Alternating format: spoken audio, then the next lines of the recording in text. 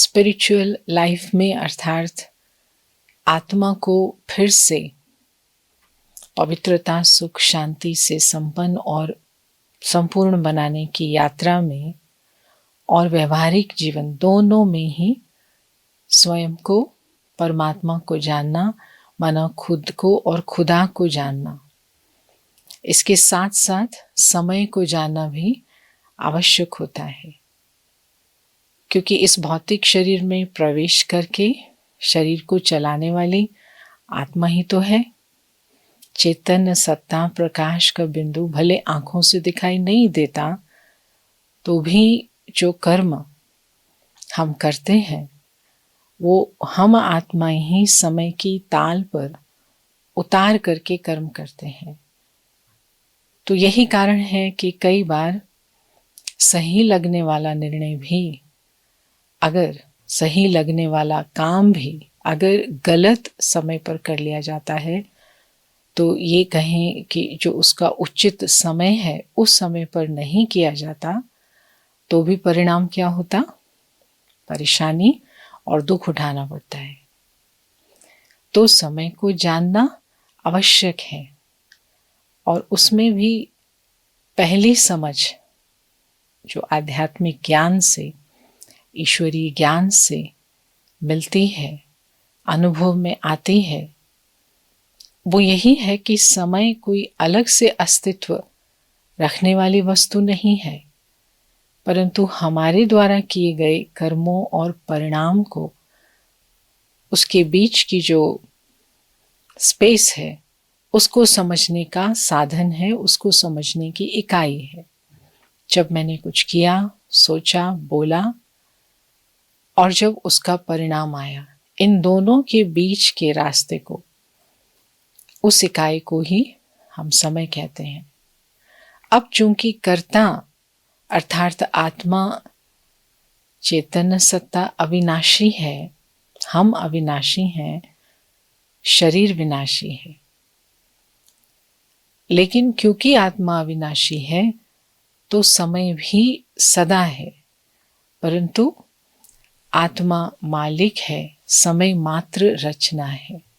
ये है समय को जानने में पहला अनुभव कि हम मालिक हैं। समय तो सिर्फ परिणाम मात्र है जो हम सब मनुष्यों द्वारा, जीवात्माओं द्वारा व्यक्तिगत रूप से और सामूहिक रूप से जो कर्म हम करते हैं वो सब परिणाम के रूप में, समय के रूप में हमारे सामने आते। हाँ, तो ये जो समय सदा है तो उसको अपनी सुविधा के लिए हमने कुछ इकाइयों में, कुछ टुकड़ों में बांट दिया है और फिर उसके अधीन हो गई। मिनट, घंटे, दिन, मास, वर्ष रूपी इकाई का जो पहिया है वो चक्र के रूप में जैसे कि कोई उसको और भगा रहा है और हमें पीछे छोड़ता जा रहा है। तो इसी साइकोलॉजिकल स्थिति को ही स्ट्रेस का नाम दे दिया है। तो हमने जान भी लिया कि समय साधन मात्र है, रचना है, सदा है, परंतु फिर उसको पहचानना भी जरूरी है। तो वो क्या पहचानना है कि ये जो पहिए की तरह, चक्र की तरह सदा गतिशील है, क्योंकि हमारे कर्म भी तो चलते रहते हैं, रुकते नहीं हैं, तो समय भी नहीं रुकता, लेकिन कोई अदृश्य शक्ति इसे नहीं चला रही है, कोई बाहर से नहीं कंट्रोल कर रहा है, इसको मैं ही चला रहा हूं, इसको हम ही चला रहे हैं। अपने जीवन काल के चक्र अर्थात जो स्टीयरिंग व्हील है उसके चालक या ड्राइवर मैं स्वयं ही आत्मा हूं और हम सबकी जीवन काल की जो गाड़ियां हैं कलेक्टेड रूप से, मतलब मैं भी हूं, आप भी हैं, हजारों करोड़ों दूसरे लोग हैं इस कर्म भूमि पर, इस दुनिया की रोड पर जो हम अपने जीवन को चला रहे हैं, इसी को ही दुनिया का चलना अर्थात सृष्टि चक्र का चलना कहलाता है। अब सृष्टि चक्र के चलने को अर्थात अविनाशी आत्माओं और समय की गति के संबंध की पहचान में, क्योंकि हम कर्म कर रहे हैं, सृष्टि चल रही है, हम सब इसमें चालक हैं। तो अब इस चलाने में नेक्स्ट जो पहचान करनी पड़ती है समय की, वो है उसके 3 आयाम की, 3 डायमेंशन की, 3 एस्पेक्ट्स की, तो जिसे हम कहते हैं 3 काल। जो हमने कर्म कर लिए, सब ने जो कुछ भी किया, जब से भी किया, जो बीत गया, पास्ट हो गया, कल, ये है एक आयाम। और जो है आज, ये दूसरा आयाम। और जो अभी आएगा, पर निश्चित है कि आएगा, वो है कल। यानी कल, आज और कल। अब एक कल पिछले वाला चला गया और उस कल का फल, खुशबू, बदबू, फूल या कचरा, जैसा कर्म हमने किया उस रूप से ही वो सब परिणाम, ये सब आज मेरा है, हमारा है। तो ये जो मेरे सामने आज है, ये हमारा पिछला बीता हुआ कल है। वो कल पास्ट हो गया, लेकिन वास्तव में तो आज है। आने वाला कल अभी आया नहीं। तो फिर रियलिटी में वर्तमान ही पहचान है समय की। और हम सबकी दशा और विश्व की स्टीयरिंग व्हील की दिशा की पहचान है। तो विश्व की स्थिति में, रंगमंच पर, विश्व की स्क्रीन में, हमारे जीवन में अभी क्या दिखाई दे रही है, वो क्या दशा दिख रही है, किस दिशा में विश्व जा रहा है। अब जब हम दिशा की बात करते हैं तो वो नॉर्थ ईस्ट, साउथ वेस्ट, इस प्रकार की बात नहीं आती है। इसमें बात आती है सूक्ष्म दिशा की, सूक्ष्म दशा की, अर्थात मन की दशा, संकल्पों की दशा। अगर पूरे विश्व की आत्माओं की मन की स्थिति अभी देखी जाए, जितने भी मनुष्य हैं, क्या कोई कह सकता है कि उसके जीवन में सुबह से शाम तक, मंडे से लेकर संडे तक, जनवरी से लेकर के दिसंबर तक खुशी है, शांति है? काउंट करना पड़ेगा ना, इंडेक्स बनाना पड़ता है कि हाँ इतना दिन खुशी है, इतना सेकंड खुशी है, इतना मिनट खुशी है।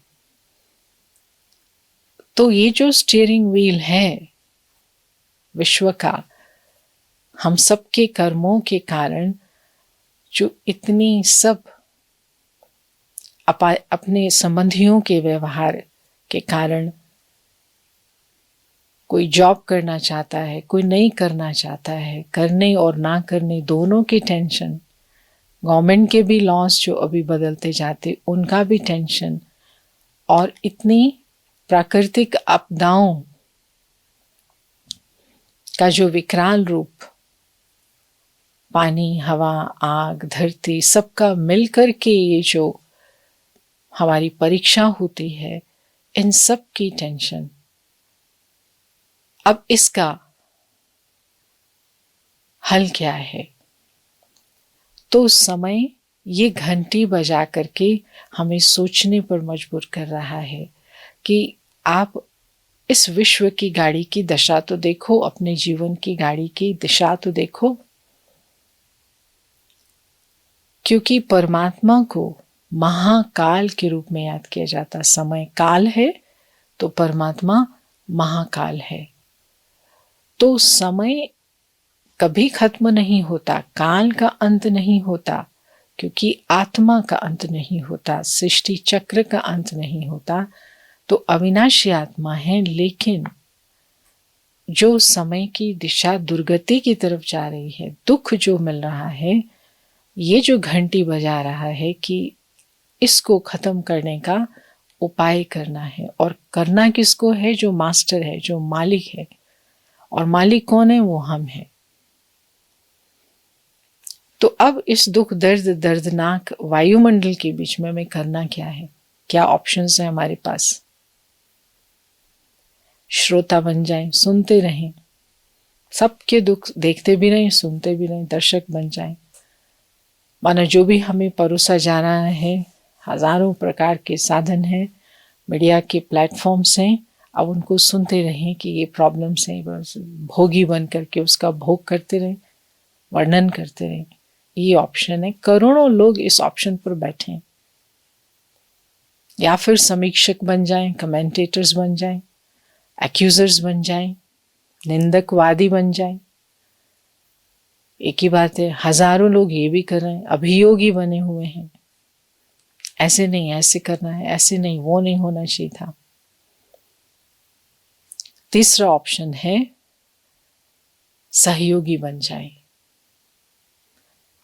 सेवाधारी बन जाए, अर्थात अपने जो कर्मों का स्टीयरिंग व्हील है उसको दुर्गुणों से हटा करके, दुर्गति से हटा करके उन्नति की तरफ, अवनति की तरफ जो जा रहा है, नीचे गिर रहा है, वो श्रेष्ठ आचरण, श्रेष्ठ गुण, श्रेष्ठ सोच। जाता क्या है? क्योंकि हम ऐसे थे ना ओरिजिनली, ये तो अभी खराब हो गए, तभी तो दुख है। दुख तो बदबू है ना, आत्मा के कर्मों से जो फैल जाता है परेशानियां, वो तो बदबू है ना। तो शुरू में तो हम सब आत्माएं श्रेष्ठ थीं, देवताई संस्कारों वाली थीं। तो घंटी बजा करके समय ये पुकार रहा है कि अभी हर क्षण, अभी जो समय है वो हर क्षण को अंतिम घड़ी समझ करके इतना तैयार रहें, क्योंकि मेरा तो अंतिम क्षण कभी भी आ सकता है, किसी भी रूप में आ सकता है। दिन तो बदलते जा रहे हैं, तो खुद को भी बदलना है। लेकिन किस चीज में जरूर बदलना है कि अब जो हमने वो पास्ट हो गए, जो कल से, बीते हुए कल से जितना भी हमने कचरा इकट्ठा कर लिया है, दर्द इकट्ठा कर लिया है, अब वो जब भोग बन के हमारी थाली में आया है, तो उसके वश चिल्लाना नहीं है। क्योंकि चिल्लाएंगे, दिखाएंगे तो सुनने वाले, दिखाने वाले बहुत आ जाएंगे, तो बार बार वर्णन करेंगे, बुद्धि लगाएंगे, समय लगाएंगे, तो ये तो सब बढ़ता ही जाएगा। क्योंकि जहां पर भी आप एनर्जी लगाते हो वो वृद्धि होती है, चाहे वो कैंसर वाली वृद्धि क्यों ना हो। तो छोटी सी बात, चलो कुछ अभी हमारे ही कर्मों के कारण हमारे सामने कुछ आया, अब हम उस बात को विस्तार ना करें, चिल्लाएं नहीं, और बड़ी से बड़ी बात को ये समझ करके, इस श्रेष्ठ ज्ञान को सार के रूप में याद करके उसको समाप्त करें कि हमने ही तो किया था, तो अब चिल्लाना कैसा। पास्ट पास हुआ, स्टॉप। अब उसके बारे में क्यों क्या कि पूंछ लगा करके बंदर की तरह उछलेंगे क्या? नहीं, चिल्लाना नहीं, लेकिन चलाना है। ओके, पास हो गया, उसको पास कर दो, रवाना कर दो, उसको कहते रवाना कर देना। अब क्या करना है? तो समय फिर यही घंटी बजा रहा है कि हम सब आत्माओं का पिता है। सुनो, उसको महसूस करो, वही सर्वशक्तिमान ही अपनी राय दे रहा है, श्रीमत अब दे रहा है, फिर से दे रहा है। और वो श्रीमत है कि आप आत्मा अविनाशी संतान हो, मेरे बच्चे हो, आप देवता रूप में सदा सुखी थे।